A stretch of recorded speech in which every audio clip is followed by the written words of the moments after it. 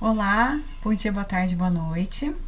Vamos continuar aqui a primeira carta de Paulo aos Coríntios, né? O estudo, nós estamos no capítulo 10. Vamos começar o capítulo 10.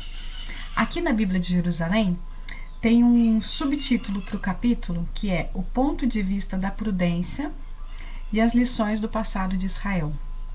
Então, Paulo fala assim: Não quero que ignoreis, irmãos, que os nossos pais estiveram todos sob a nuvem.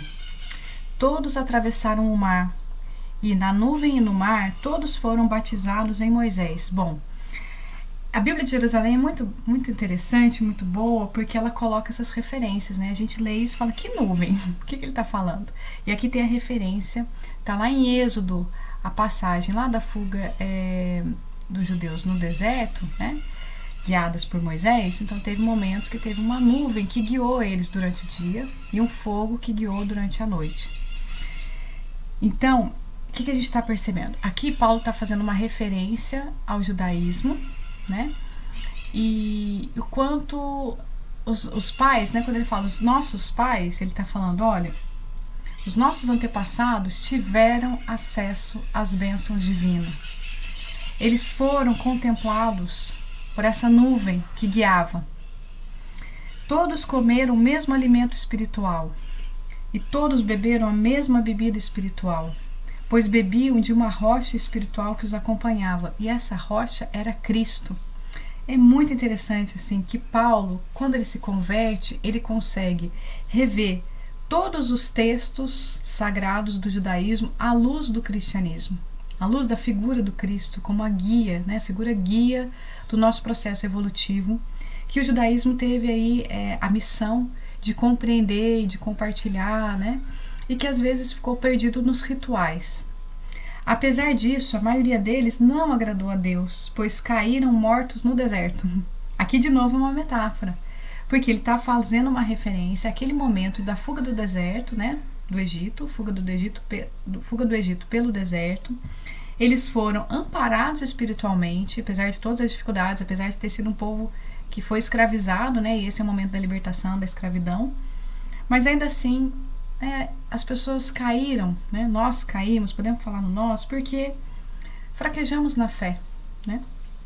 Ora, esses fatos aconteceram para nos servir de exemplo, a fim de que não cobicemos coisas más, como eles cobiçaram.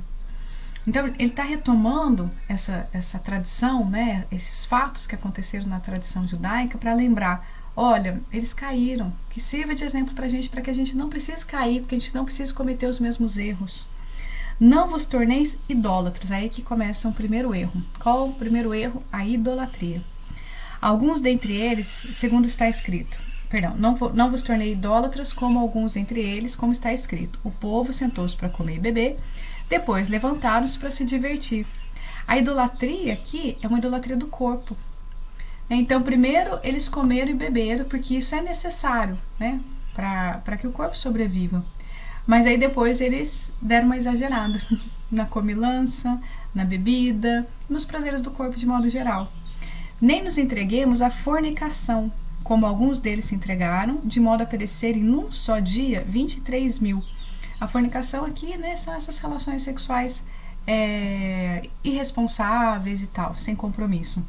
E quando ele fala pereceram num só dia, até fui consultar a tradução da Bíblia Online, né, que é Ferreira de Almeida, ele coloca a mesma coisa, num só dia. E também aqui tem a referência, está lá em Números, né, que é um livro da Bíblia, que conta um momento em que teve uma peste que morreram 23 mil pessoas, né? Num só dia, claro, provavelmente não é um dia de 24 horas, mas é um dia no sentido de movimento, né? Que foi assim, foi lido assim, essa peste, né, chamada de peste, de praga, alguma epidemia que teve, matou muita gente muito rapidamente. E logo depois das pessoas estarem muito desconectadas de Deus, né? Como aqui ele está colocando. Não tentemos o Senhor como alguns deles o tentaram, de modo a morrer pelas serpentes. Não murmureis, como alguns deles murmuraram, de modo a que pereceram pelo exterminador. Aqui também são referências a Números e a Êxodo. Essas coisas lhes aconteceram para servir de exemplo. É que é muito interessante a gente pensar que sempre que alguma coisa ruim acontece, ela pode servir de exemplo para que o bem prevaleça depois, seja na nossa vida, individualmente, pequenos grupos, ou um mal maior, mais coletivo, né? E foram escritas para nossa instrução. Então, o registro dessas histórias são importantes para que a gente se instrua, para que a gente aprenda. Nós que fomos atingidos pelo fim dos tempos. Assim, pois, aquele que julga estar em pé, tome cuidado para não cair. As tentações que vos acometeram tiveram medida humana. Deus é fiel. Não permitirá que sejais tentados acima das vossas forças, mas com a tentação ele vos dará os meios de sair dela e a força para suportar. Então esse finalzinho aqui desse trecho é muito interessante, porque ele vai colocando os erros, digamos assim, né, das tradições anteriores, e coloca um caminho. Se a gente conseguir não ter idolatria, não nos perdermos aí na nossa fé, a gente vai conseguir, né? E aí ele diz, essa frase aqui é muito, muito forte também, né? Aquele que julga estar em pé, toma cuidado para não cair. Tem outras traduções que falam, olha, não caia. Então muitas vezes a gente julga estar em pé, a gente se ilude de que está tudo bem, e quando vê a gente se perde, né? Mas aí ele também, olha que esperança que o Paulo nos dá. Deus é fiel, não permite que sejamos tentados acima das nossas forças, né? Com a tentação, vem os meios de sair dela e a força para suportar, né? Então, ele termina esse trecho aqui passando uma mensagem de muita força e fé, um caminho para seguir, que a gente precisa nos esforçarmos, mas Deus vai nos dar força, né? Para a gente sair da tentação e para a gente aprender com as situações também. É isso, fico por aqui.